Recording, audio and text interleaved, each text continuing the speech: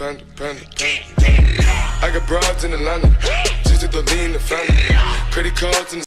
Thank you for watching, and make sure to subscribe for more amazing, entertaining, delightful, great disciple content. Tell me where the freak's at.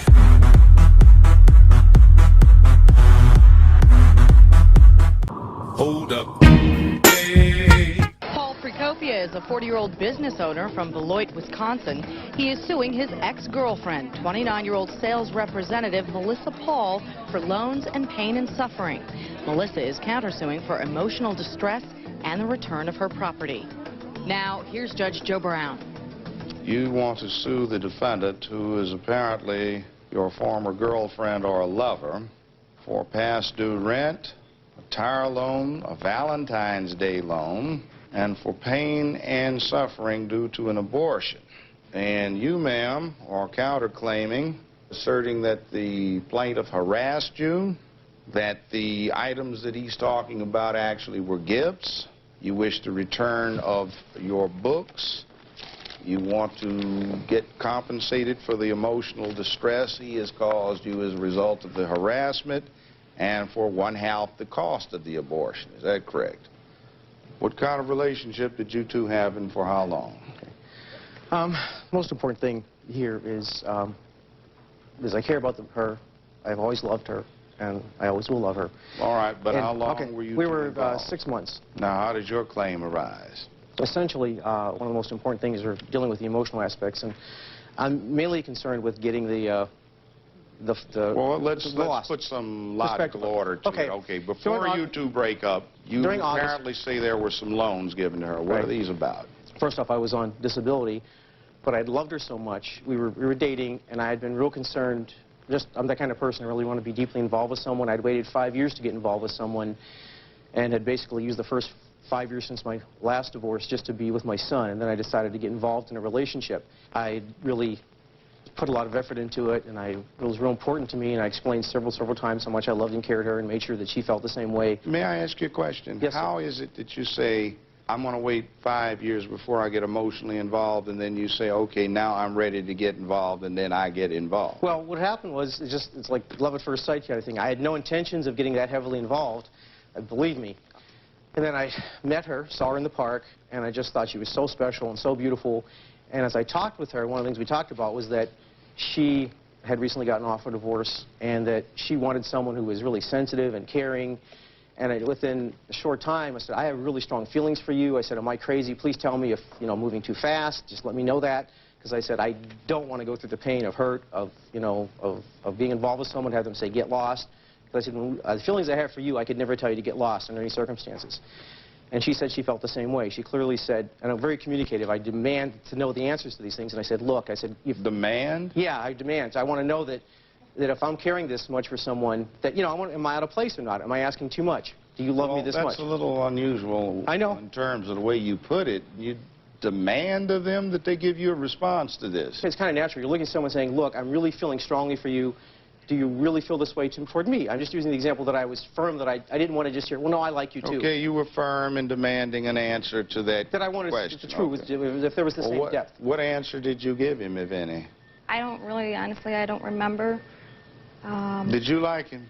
Yeah, I mean, I'm the person where if I go out with somebody or somebody approaches me, I go with the flow, I just take it at each day, see how it goes, and because you can never predict, this is going to work out. Okay, now, what is the first loan you say you make to her? I just, in caring about her, I noticed her car, just like you notice someone's car, and I looked at it and I saw that her tires, in the rear, I believe they were practically balding. And I was real concerned about that. And I said, we got to do something about that. You got to get some tires. And she, at the time, was barely making it financially. And she said, there's no way I can get tires right now. There's just no way. And I said, winter's coming. You've got to get new tires. I can't have you, it's not okay. You demanded. And, well, not like, you get them or I don't love you. I mean, first of all, I wouldn't still been seeing her if she didn't answer back and look me in the eyes and say, Paul, I've never felt this way about a man either. I really think I want a long-term relationship with you. So what ultimately comes out So ultimately, I called all around trying to find her a good buy. I'll help you. I'll give you the money. I'll lend you the money. I did not say give. I don't have that money. I have that kind of money, but I was worried about her. And she said she couldn't get them. Now, do you take that as a loan, or is that a gift? At the time, I did tell him I would pay him back when I could, but I didn't know how long it would be. So how much did that come to? $134, sir. $134. What's the next loan you say? And then she said her rent was coming up, and she did not have enough money. And her procedure normally was to go down to one of those, they're called cash stores.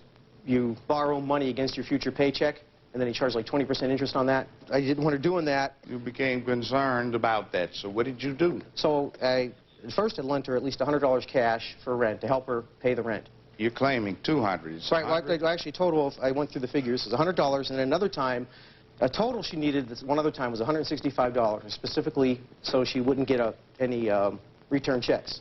So I gave her $165 cash, we drove to her bank where she deposited it. Now, what about this Valentine's Day loan? How Well, do you... one of the things I talked about up front several times with her, because I'm kind of ashamed of this, but I had no choice because I've been on disability and I'm paying child support, was I talked to her that I said, you know, one of the things I like to do is that we would take turns. I said, I don't have a lot of money, you don't have a lot of money, I just can't pay for dates. Can we, what I think is a neat thing to do is that I'd take you out and then, you know, we'll go and I'll pay for the theater, you pay for dinner. Or the next date you pay for it and I'll get this one. You know, we help people work together as a team. Okay, just tell me what we have here. But what happened was Valentine's Day is that I said that was our special time. She said it was real important to her. We had talked about when she didn't have a lot of money. I didn't, you know, I said I want to really do something special. Let me hazard a guess. You loaned her the money to take you out for Valentine's Day? I planned the whole trip. I planned the whole trip. Okay. It was a trip. For Valentine's Day, right. Okay, now what was the loan for? It wasn't a loan, sir. What had happened was part of her, because we're having Valentine's Day together. It was our day, right? Our Okay, day. I And then she got said, she that goes, I idea. can put it, I said, can you put in 30 or 40? And she said, yes. She goes, that's all I can do. You have to take care of the rest. I said, if you can put in 30 or 40, I can give us a great day. I can pay for the rest. So she's supposed to put up $40? Right. Well, does she?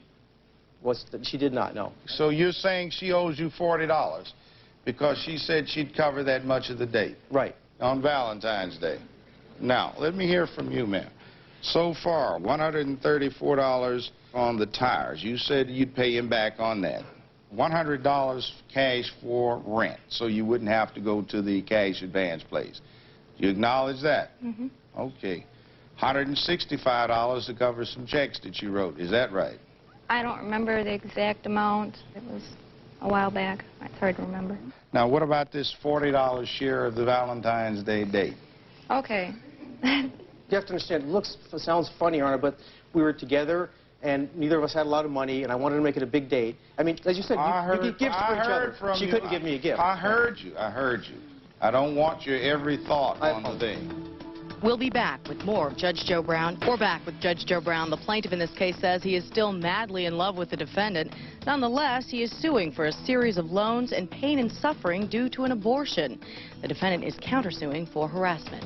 Let's listen in. Now, you want her to pay you because she had an abortion and you were caused pain and suffering. Well, sir, my major concern... And mental anguish and all of that. Now, what is this about? Why do you think she should pay you for doing that? My main concern here is first to set something straight and right. And mainly the money that I had lent her is I want back. Okay? The pain and suffering, my concern is that was just to make the note of having this and bring this to more of a righteous conclusion by having... What do you mean by righteous conclusion? Well, she was extremely cruel and mean. When she was having the abortion, when she went from loving me and telling me she wanted to be with me forever and that she was sorry for the way she treated me all the time and her moodiness, and that she became so cold and became How did mean. she become cold? We were going to have our baby. Valentine's Day, she told me she was having our baby. And she said, what do you want to do? And I said, honey, I want us to be together and have a future together. And she said, that's great. She cried and said this was so important to her that I wanted this. And that, yes, she wants a future. Somewhere along the line, and then she 2 weeks decided later, to change her mind and have 2 an weeks abortion. later, sir. 2 weeks later. She said, I don't care about you anymore. Get away. She went to a counselor who she sees.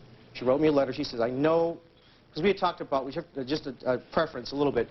Ever since we were dating, we had talked about, because she had some abortions previous to me dating, while she was still with her other husband. And I had said to her, strongly and specifically, I said, I had a hard time even forgiving that. I didn't want to go on dating, even though I loved her. So you made demands on her again. Well, I didn't make demands, so I told her, just, you know, this is a relationship, and I said, look, I need to know. This is what's going to be. This is what's important to me. No, not what's going to be. No. But I said, this is what's important to me. So how does well, that... she knew that when being with me meant that I couldn't stand for an abortion, and she had promised me she'd never do something like that in our relationship. Well, she changed her mind, and she decided she did not want another child. Right. And particularly not out of wedlock, and maybe not with you for a number of reasons. But Now, why Except don't that you she tell promised me? to do that. Well, she broke her promise. Now, right. let me hear your version of facts. The thing about the abortion and that I promised him I wouldn't have one while I was dating him, it was after we broke up anyway, so I did keep my promise. It's just kind of strange, these things about it. He's always demanding, setting certain principles down. Tell me about that. Did you like that? No, no. I felt like he wanted to change me into something he wanted me to be, not what I am. A lot of times he would want me to wear certain types of clothes, and he'd get mad if I wore my bike jacket. It's a black leather bike jacket. He'd get all jealous when I go out the door with that, thinking I was going out to see somebody or something. He wanted me to listen to certain kinds of music, didn't approve of mine. It's kind of controlling, isn't it? Yeah, and he said I had to read the paper every day, too. He said I should read the paper every day. Okay, let's get to your harassment claim here. I was at my sister's house in Madison when I told him that I didn't want to see him anymore. What did he do? Oh, we'd gotten a big argument on the phone, and then, of course, the stuff about the money came up. Did he just come up one time, or would he let it go, or what? No, no, definitely no. What did he do? He called back that same night, 2 o'clock in the morning, woke everybody up. Then what did he do when you answered the phone, or you got on the line? Wanted to try and talk to me and, you know, have me rethink all this, and didn't want me to have the abortion. Did he call again? Numerous times. What do you mean by numerous? I can't count. He Give called, me an estimate. I guess I'd have to say maybe 4 times, because you can only talk so long before the tape is used up. Okay, you're saying he left messages. Yeah. I told him not to call me. He called my relatives and tried to talk to them, and How long did this go on? about a month and a half, 2 months. You advised him not to call, is that right? I went to the police. I've got the report right here. Well, how long had this gone on before you went to the police? I think 2 weeks, maybe a little longer. I was going to kind of wait it out. Then he was still calling one of my co-workers. He stopped in at work and demanded to see Rhonda so he could give her this letter. Would not leave until she came out. And the letter you have? I don't. I gave everything back to him. The real important thing here, sir, is, and I know you're saying, well, it's harassment or I'm controlling. It wasn't that way at all, sir. One of the most poignant times was an example. We were laying in bed together, and I said, you know, this is really hard. I didn't trust anyone for a long time. And I said, tell me, you know, do you want a long-term relationship with me or not? If you want me to leave now, that's fine. I said, please tell me now. If you're uncomfortable, if you don't want to be with me forever, just tell me. She was more than willing to express deep love and desire to be with me forever. But have you ever considered that maybe if you go overboard, you may not only defeat your purposes, you may actually turn someone against you? Well, that's possible, sir, except that she would go from, which she admitted in letters, she would go from, she even wrote me, for my Valentine's card, for example, she wrote, I'm sorry for the way I treat you. She goes, she suffered from severe depression. Well, do you get the idea that maybe she was getting fed up with what you were doing to her, continuously demanding I wasn't this, demanding, that, stating this, sir, requiring this? It wasn't demanding. It wasn't. I didn't go and say, you better be here, or you better get tires, or you better love me, because if you better love me. I did not say that. That's the point. Keep going. If I'm saying to her, I love you deeply, you're cold and mean, and sometimes you're loving, what is it with you? And she says, you know what, it's me, I'm sorry. She goes, I really do want you, please don't leave me, please don't, please understand. Maybe that's her she's words. being nice, maybe well, she's sir, you tell someone the truth, don't you? Don't you tell someone the truth? You have exhausted the court to a great extent by filling in all of the nooks and crannies and all of the details. Well, sir, none of your paintings that I demanded and was hard on her. Getting to where you are. I need to make sure that's not clear. Did you do this kind of thing to her on a regular basis and belabor points like this? Did he do that?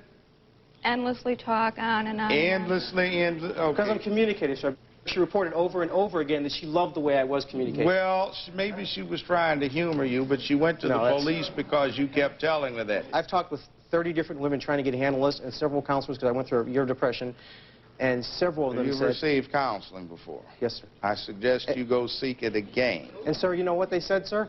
They said she was extremely cold, she was very selfish, and they were making you feel better. No, sir. Actually, she was very tolerant. Some people I know would have left very, very long ago. Now, what about your books? He has Rubbermaid tubs, you know, the big tubs. He's got, I believe, a printer on one and his computer on the other. How many books are we talking about? 35 or 40 books. He won't give them back. No. Why won't you give her books back? She gave me those books. She said, I haven't looked at these in a year or two. You can use these for your thing. I don't care if you just keep them. She goes, we're going to live together anyway. Why don't you give them back That's to her? fine. She had, I didn't like, her rules were at the time, drop them off someplace, I don't want to talk to you. So if you can lay down rules, why I didn't lay down she? rules, That wasn't a rule. All she's doing is making a request. She's asking you to drop them off someplace. Right, sir. Don't you get some thought here that she was just tired of what you were doing? It was tedious. Have you ever heard the words anally retentive? Yes, sir. Okay, first off, would you agree to return her books Yes. to her? All right. On your side of things, $40 for her share of the Valentine's Day. I'm going to give you a little dignity even if you don't want it yourself. The court is not going to award you $40 for that. Have a little bit of pride in yourself. Sir, So you want, no, I'm sorry. Where's the her court pride? is going to require that Right. you act with dignity. Therefore, that's out. $100 for the rent. She acknowledges that. Okay, I'll give you that. $100. Okay, you feel satisfied? You feel technically correct? You feel vindicated?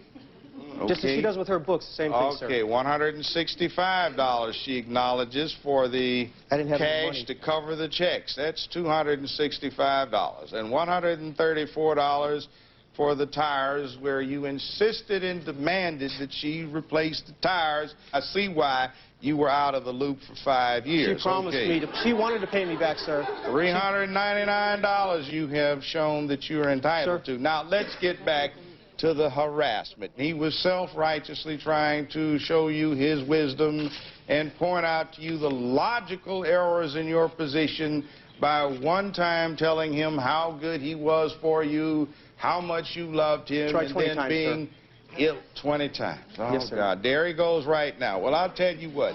He doesn't understand how wrong that is, so the court will enlighten him in a logical fashion. I will give you $1 actual damages on that, $2,499 punitive. So that's going to be $2,500 that is the judgment to you for his harassment. So we will subtract from that the set-off of $399, so you get $2,101 as judgment on the cross-complaint. Very good. Court is in recess. Sir, I'm going to ask you to step out the door and to your right. Now, the plaintiff in this case was pretty demanding that the defendant make the exact same emotional investment that he was making in their relationship, and when she didn't, he was more than disappointed. A promise broken was just unacceptable, but the judge says not actionable. His behavior actually ends up costing him. We'll find out what the litigants have to say in a moment.